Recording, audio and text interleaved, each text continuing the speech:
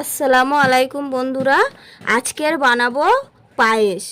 এখানে নিয়েছি 100 গ্রাম গোবিন্দভোগ চাল, আর এখানে নিয়েছি 500 লিকুইড দুধ, আর এখানে নিয়েছি গুঁড়ো দুধ, তেজপাতা, এলাচ, লবঙ্গ। এই পায়েসটা খুব সহজে বানানো যায়।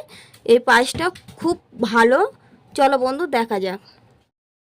পায়েসের জন্য প্রথমে চালটাকে শিলে গুঁড়ো করে নেব, আর শিলে গুঁড়ো করলে খুব সুন্দর পায়েসটা হয়, কারণ এটা আদো আদো ভাব থাকে, চালটা পুরো গুঁড়ো হয় না।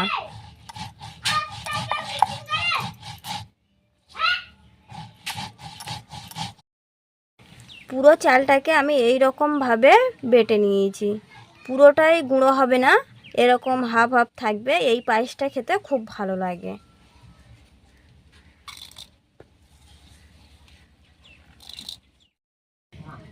500 গ্রাম দুধটা এবার আমি হাঁড়ির মধ্যে দিয়ে জাল করে নেব। এটা যতক্ষণ না ফুটছে এর মধ্যে কিন্তু চালটা দেওয়া যাবে না। দুধটা ফুটে উঠেছে, ফুটছিল। ফোটা দুধের মধ্যে দিয়ে দেবো আমি গুঁড়ো দুধটা গুলে নিয়েছি।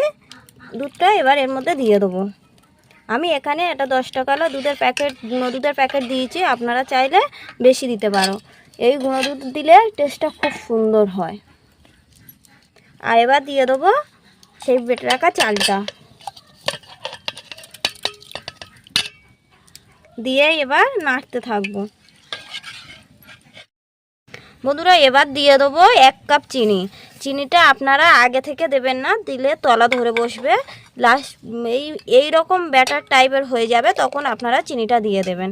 এবার দিয়ে দেবো একটা তেজপাতা, দিয়ে দেবো কিশমিশ, কাজু বাদাম।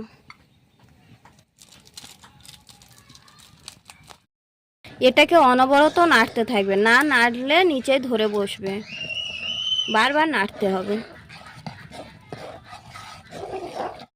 দেবো এলাচ, লবঙ্গ, ডালচিনি, দিয়ে নাড়তে থাকবো। নাড়াটা কিন্তু বন্ধ হবে না। দেখো বন্ধুরা পায়েসটা হয়ে গিয়েছে। পায়েসটা কত সুন্দর হয়েছে। এবার এটাকে আমি আপনাদের পরিবেশন করে দেখাবো। আর পায়েসটা দেখুন বন্ধুরা, এই রকমভাবে ফেলবেন, যখন দেখবেন যে এইরকমভাবে পড়ছে পায়েসটা তখন হয়ে গিয়েছে।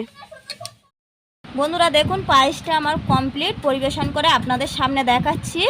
আর এই পায়েসটা যে কোনো ওকেশানে আপনারা বাড়িতে বানাবেন, খুব ভালো লাগবে, খুব সহজে তৈরি করা যায়।